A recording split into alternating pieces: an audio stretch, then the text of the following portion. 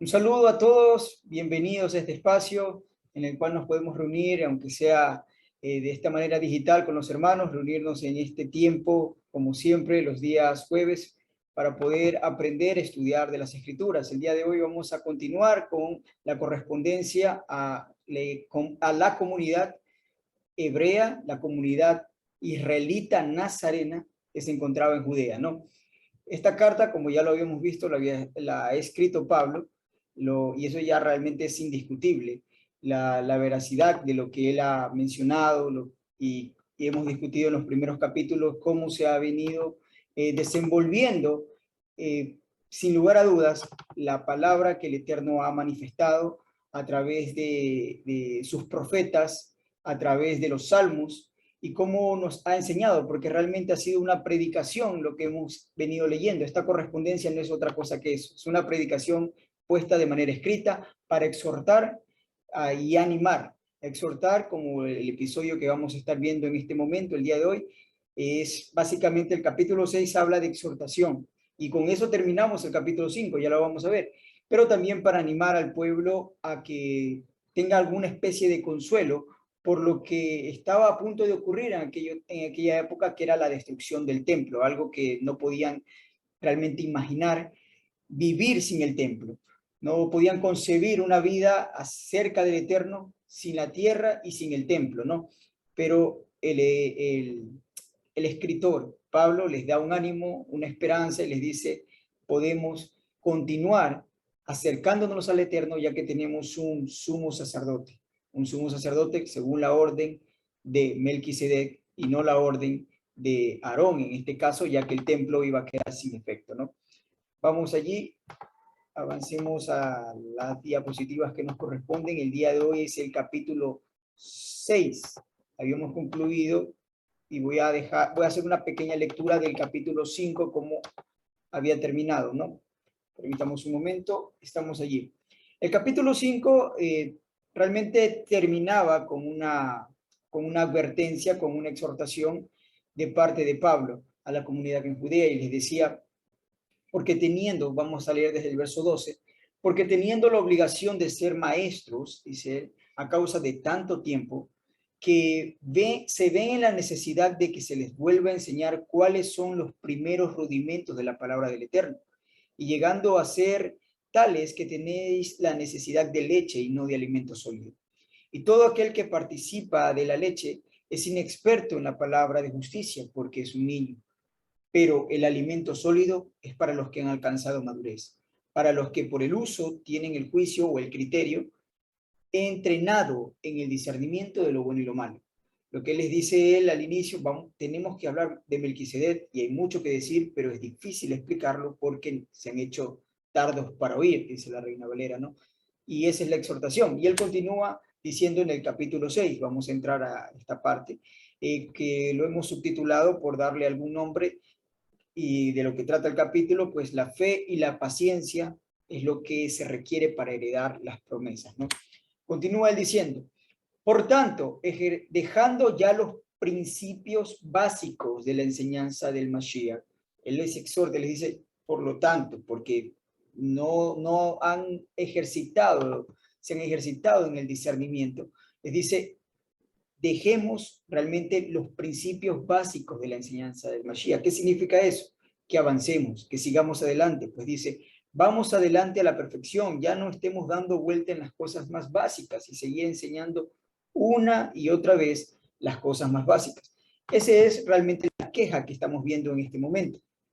Les dice él, ya vamos avanzando, vamos dando un escalón adelante y sigamos, avancemos hacia la perfección. No podemos quedarnos, como podríamos entender, en el jardín de niños aún. Esa es la idea que él trata de presentar, ¿no? Dice, no echando otra vez el fundamento del arrepentimiento de obras muertas, de la fe en Elohim, de la enseñanza de inmersiones, la imposición de manos, la resurrección de los muertos y el juicio eterno. Y esto haremos en tanto lo disponga el Eterno.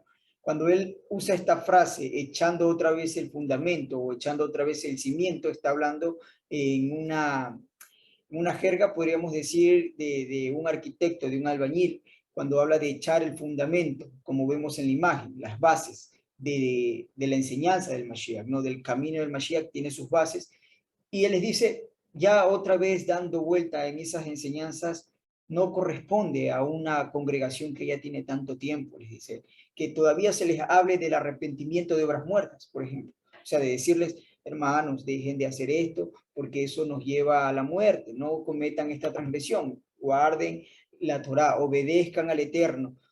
Cuando dice él, y la fe en Elohim, ¿no? Eso es obedecer al Eterno, estar firme y animar al pueblo a que esté firme en la obediencia al Eterno. Realmente son cosas que no han salido de los principios básicos. Miren que él trata este tema porque viene con la idea de decir, tengo mucho que decirles acerca de este Melech Tzadik, conforme a la orden de Yeshua, pero es difícil explicarlos porque ustedes, les dice él a su audiencia, no han salido de los rudimentos, de los principios básicos del Mashiach, no los han dejado. Aún tengo que explicarles el arrepentimiento de obras muertas, que es dejen de hacer lo malo, no cometas esto, no hagas esto, esto es pecado, tal cosa está mal, esto es una transgresión. Guarden la fe en el Eterno, obedezcan la Torah, hagan esto, por aquí, por allá, cosas infantiles. Dice, enseñanzas de la inmersión, todavía hay que enseñar sobre la inmersión, dice, a una congregación que ya tiene mucho tiempo. Entonces les está diciendo la imposición de manos, la resurrección de los muertos, también da todos estos ejemplos como cosas sumamente básicas. El juicio eterno, o sea, lo que va a ocurrir al final, la paga y el mundo venidero, la resurrección, todas estas cosas que él menciona son el fundamento de la enseñanza del Mashiach, y estar dando vueltas en ellos es porque no hemos crecido, y les llama él a esta categoría, como lo acabamos de leer, de enseñanza, la llama leche y no alimento sólido, ¿no? Dice el verso 3, y esto haremos, o sea, vamos adelante a la perfección, continuaremos avanzando, y esto haremos en tanto lo disponga el Eterno, en tanto así el Eterno lo permita, lo haremos, ¿no? Pero buscando salir de esto, ¿no? El verso 4 dice, porque es imposible, y recalco esa palabra que él pone allí, es imposible que los que una vez vieron la luz y gustaron del don celestial y fueron hechos partícipes del Espíritu de santidad, y asimismo gustaron de la buena palabra del Eterno y los poderes del siglo venidero, y recayeron, sean otra vez renovados. Eso es lo que él dice, es imposible. O sea, es imposible que una persona, y le está diciendo no que no suceda, sino que ya no se puede hacer más, por lo que continuará diciendo. No se puede hacer más. Una persona que ha entrado al camino, que ha visto la luz, que ha gustado del don celestial y fue hecho partícipe del espíritu de santidad realmente, y asimismo ha gustado la buena palabra y los poderes del siglo venidero, vio milagros, tuvo sueños, visiones quizás, experimentó sanación de alguna manera. Cuando habla de los poderes del siglo venidero estamos hablando del reino del Mashiach. Vio todas estas cosas y sin embargo recayó, significa se echó para atrás, porque eso es lo que viene hablando el segundo y el tercer capítulo, de los que vuelven atrás, y exhortándoles y animando al pueblo a que se mantenga firme y estable en la enseñanza de Yeshua. Y les dice, pero es imposible que alguien que haya pasado por todo esto y luego se vuelva atrás, sea otra vez renovado para arrepentimiento, que es lo que él considera inadmisible. No que alguien haya entrado y haya probado todo esto y haya tenido una experiencia con el Eterno y luego retroceda. Eso no es lo que dice que es imposible. No, eso ocurre. Lo que él les está diciendo, lo que es imposible para él, es que esa persona que probó de los poderes del siglo venidero, que tuvo la revelación de Yeshua, que entendió, tuvo luz, tuvo entendimiento, sus ojos fueron abiertos ante la Torá, recayó, o sea, se apartó de una manera en la que transgredió la Torá en un punto donde ya no hay retorno. Dice, sea otra vez renovado, ya no se puede, es lo que les está diciendo él. O sea, no hay otro cordero de pesa, otro sacrificio por los pecados, no existe. Dice, sean otra vez renovados para el arrepentimiento, eso es imposible. Sacrificando de nuevo para sí mismo al Hijo de Elohim, haciéndolo profano. Es lo que él considera y les dice, eso no se puede hacer. ¿Por qué? Porque si entendemos realmente cuál es el sacrificio del Mesías, vamos a comprender que el Mesías no hizo una expiación de tal modo en la que perdona los pecados de todos en el sentido de que hoy perdonó mi pecado, mañana perdona otro pecado y luego perdona. Eso no fue la misión del Mesías, de morir para perdonar pecados de todos los que vayan a pecar y pecan en todo momento. No es esa la intención.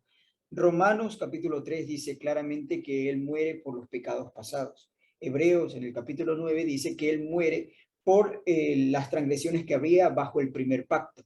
Lo que significa que la muerte de Él representa que las 10 tribus, aquellas que legalmente se encontraban dispersas y fuera del pacto, su pecado y su transgresión puedan ser perdonadas, puedan ser subsanadas para que los descendientes de aquellos que cometieron la transgresión puedan volver al pacto, puedan volver a la Torá. Y lo que les está diciendo Pablo en este fragmento de la carta es alguien que ha ingresado nuevamente al pacto y comete un acto que lo lleva a ser eliminado, a ser sacado del pacto, como lo que eran la idolatría, la blasfemia y todos estos que eran condenados por muerte, o aquellos mandamientos de los que se prohíbe hacer y su sentencia es sea cortado esa persona de su pueblo.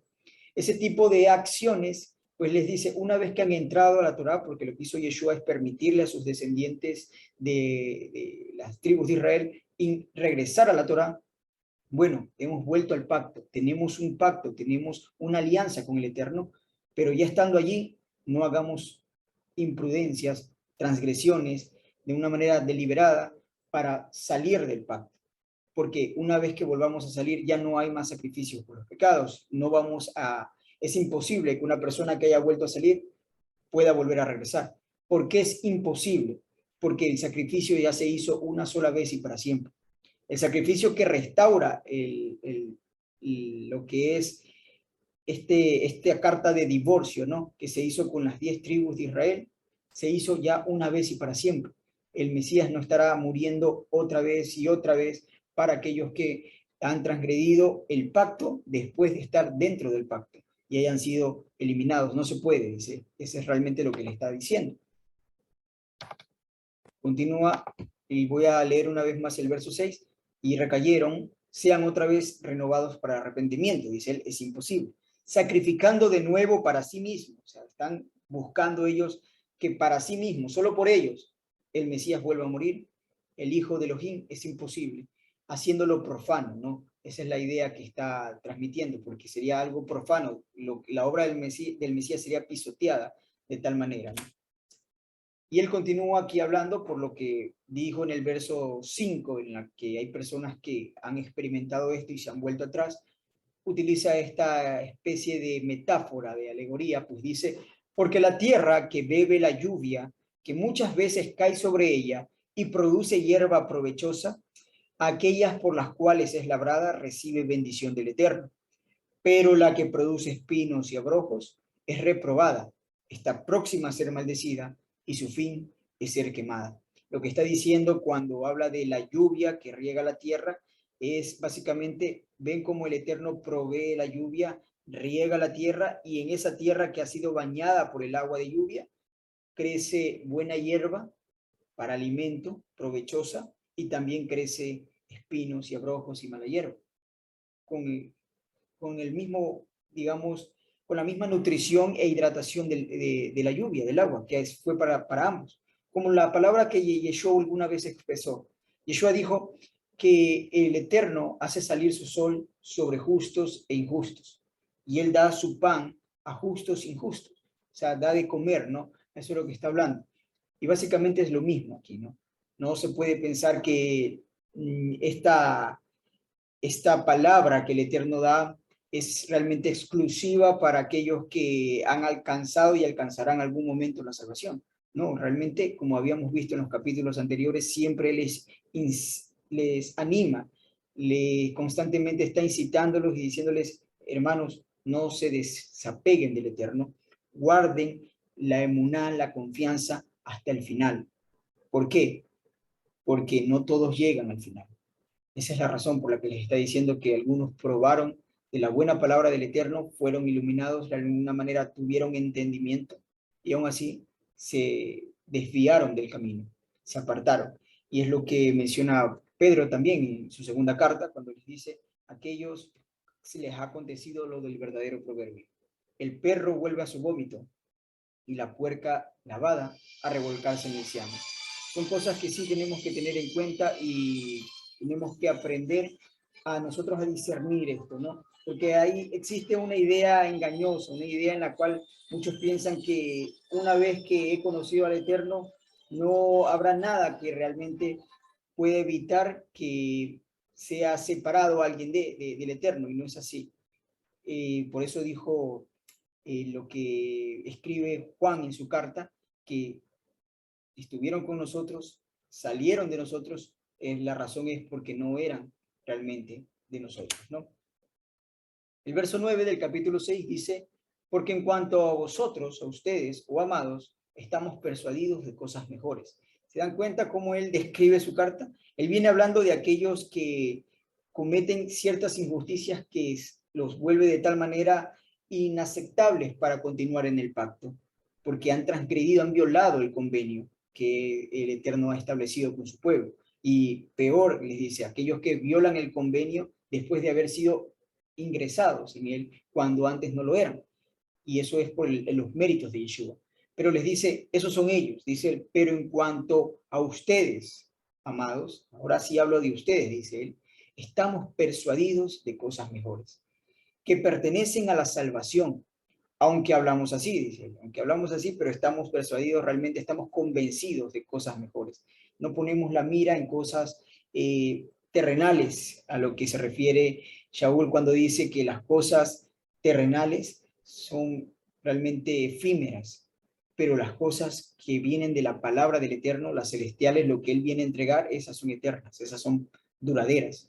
Y dice el verso 10, porque Elohim no es injusto, Él no es injusto para olvidar vuestra obra y el trabajo de amor que habéis mostrado hacia su nombre.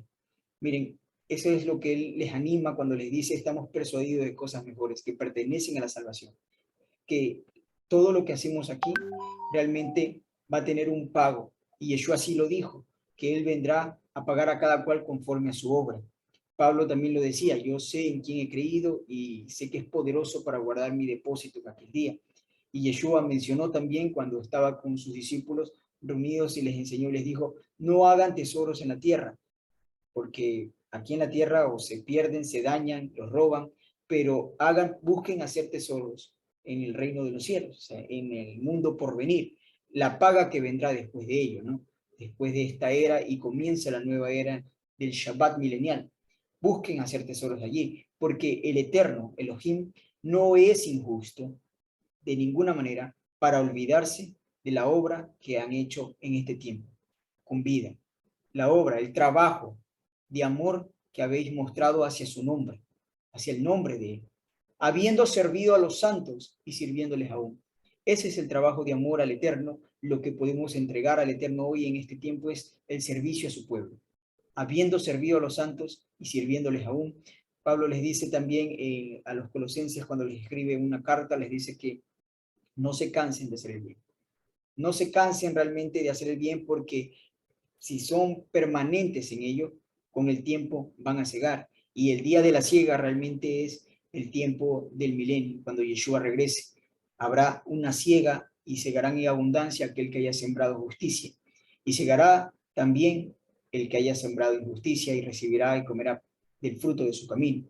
Nadie puede burlar al Eterno, dice Pablo, pero el hombre comerá el fruto de su obra. Y si ha actuado con justicia, pues justicia y obras de justicia y de bondad, conforme a la recompensa que el Eterno haya estimado, pues será pagada. Y aquel que ha obrado con injusticia, pues tendrá la sentencia que es merecida en su caso, ¿no? Pero aquí les dice él, a ustedes, amados, yo les animo que continuemos perseverando, sabiendo que el trabajo que hacemos en el Eterno no es en vano, que el Eterno va a pagar. Ellos realmente no conocían lo que nosotros hoy sabemos. Ellos no tenían el conocimiento tan claro. Pablo, de hecho, cuando les habla a los tesalonicenses y habla del tiempo de la venida del Mesías, de la restauración, el tiempo de la reunión con el Mesías, él se incluye y dice, los que habremos quedado seremos transformados. Es muy posible que lo que él pensaba es que el Mesías se presentaría en el siguiente jubileo, 50 años después del ministerio de Yeshua. Tal vez para que él piense que habrían quedado, que él estaría vivo en ese momento. Jamás se imaginó que duraría todo este tiempo, el plan del Eterno. No concibió ni pudo relacionar en su tiempo, no era para su generación, de esta época, hablando de la semana milenial y el Shabbat milenial. No lo discernió completamente y no era necesario que lo haga porque él tenía lo necesario para poder cumplir su ministerio. Pero a nosotros se nos ha anunciado esta verdad. A esta generación se le ha dado luz y se les ha animado en este tiempo. Y se les ha enseñado y nos ha enseñado realmente él del tiempo en el que estamos, el calendario de él, las fechas, y queda poco tiempo. Vemos cómo cada vez el mundo presiona más, el sistema de las bestias cobra más poder y más presión frente al pueblo del Eterno, coaccionándolo a cosas que lo llevarían a transgredir la Torá y a transgredir y violar la Torá no solo en sus mandamientos escritos y las normas que se le fueron dadas a Moisés, sino transgredir la Torá en las normas que fue dada desde la creación del mundo, en la sangre del pueblo del Eterno.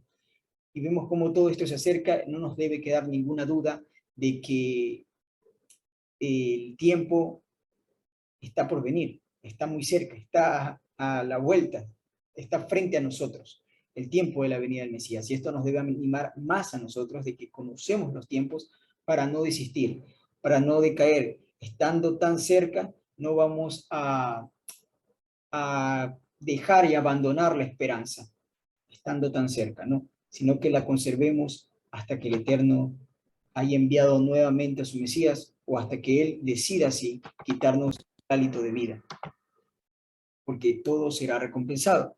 Verso 11 dice, pero deseamos, miren ahí viene el pero, donde habla de continuemos en esto, pero obviamente hay un pero, deseamos que cada uno de ustedes muestre la misma solicitud hasta el fin. ¿Se dan cuenta? Ese es el requisito para obtener todo lo que vino hablando en los dos versos anteriores, en el 9 y 10, es que mantengan la misma solicitud hasta el final. Y el final para un hombre es realmente la venida del Mesías o la muerte, hasta el final, con plena certeza de la esperanza, convencidos realmente de la esperanza, lo que está mostrando el Mesías, de lo que ha prometido, de lo que está escrito en las palabras de los profetas, convencidos con la plena certeza de esta esperanza. Es lo que está mencionando él. La plena certeza es lo que nos mueve a accionar. No es una plena certeza, no es, bueno, espero que sí y que ocurra algún momento, espero, vamos a ver, me voy a quedar aquí sentado esperando que ocurra, ¿no? Esa no es la idea que está planteando él.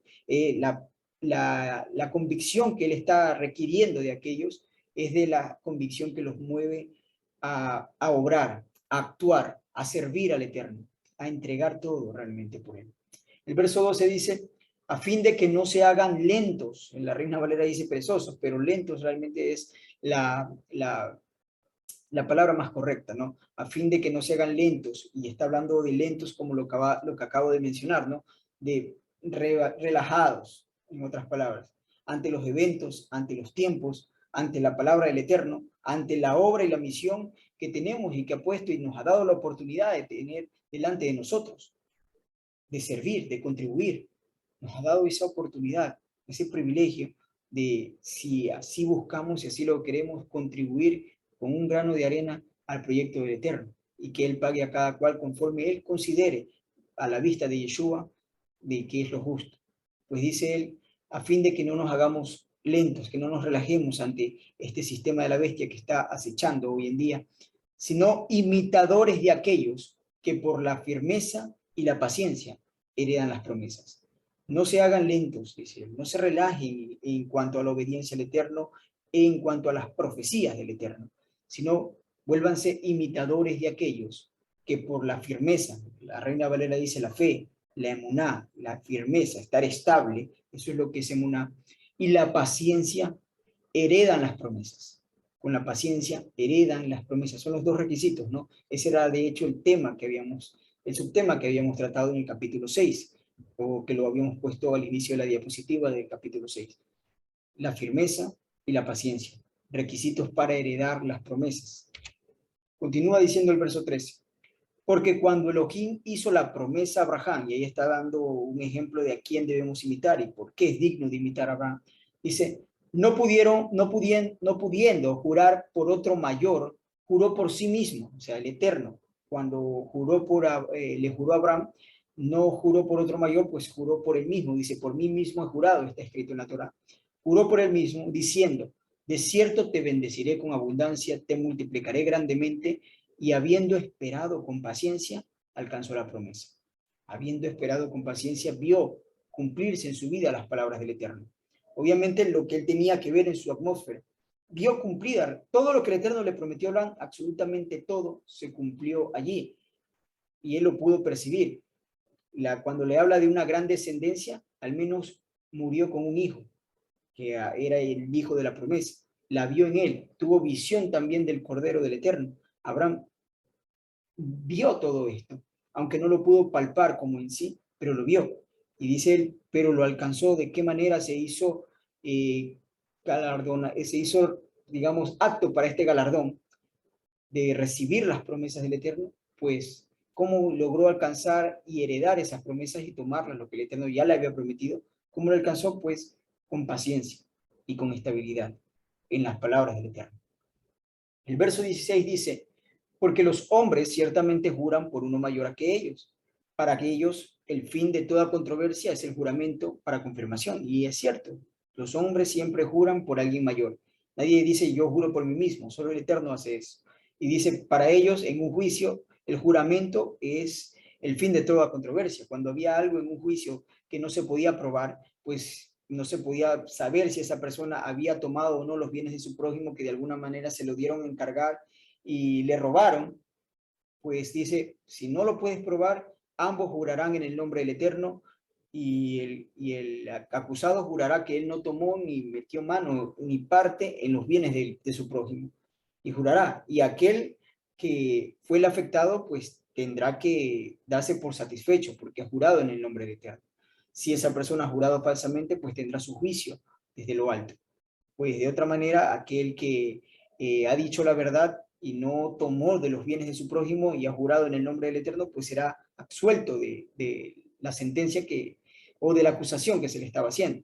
Por eso dice, el juramento es el fin de toda controversia y siempre se jura por el Eterno o por alguien mayor. Pues la Torah dice, por mí mismo, perdón, por mi nombre jurarás. No podemos jurar en nombre de otro. Y jurar es cuando usted escucha que dice, vive Yahweh, que cumplirá tal o cual cosa. Ese es un juramento, ¿no? Dice, por lo cual, queriendo Elohim mostrar más abundantemente a los herederos de la promesa la inmutabilidad de su consejo, interpuso juramento para que por dos cosas inmutables, en las cuales es imposible que el Eterno mienta, tengamos un fortísimo consuelo, los que hemos acudido para asirnos de la esperanza puesta delante de nosotros.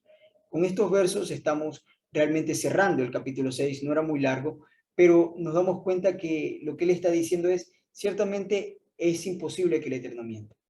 Ya por ahí cualquier palabra de él es completamente cierta, completamente verídica, pero le añade algo más para dar confianza a aquellos que la están recibiendo, a aquellos que las van a heredar. Añade un juramento. O sea, el Eterno es fidedigno en sus palabras, pero a esa palabra que ya es ciertísima y jamás ha caído a tierra, jamás ha sido desechada y no ha dado el fruto que ha buscado, siempre lo ha cumplido, pues a esa palabra del Eterno le añade un juramento. ¿Para qué? ¿Cuál es la intención? El Eterno no necesitaba jurar, pero ¿por qué jura? Les dice él, juró ¿por qué? Para dar confianza y convicción a aquellos que están recibiendo la promesa. Y él dice, esta promesa la cual tenemos como segura y firme ancla del alma, o sea, descansen tranquilos en las palabras del Eterno. El reino milenial, si queremos llamarlo así, el reino del Eterno, el reino de Yeshua, el reino de Elohim, será establecido conforme se prometió a la descendencia de Abraham, bajo los límites geográficos que él lo dijo. Por lo tanto, de alguna u otra manera, veamos el mundo de cabeza y veamos todas las cosas que parecieran que esta promesa del Eterno no va a tener un cumplimiento, pues dice él, dejen de preocuparse de que eso se cumpla o no se cumpla. Esto el Eterno ha dado un juramento, le hizo a Abraham, y la va a cumplir. tiene que cumplirla y la va a cumplir.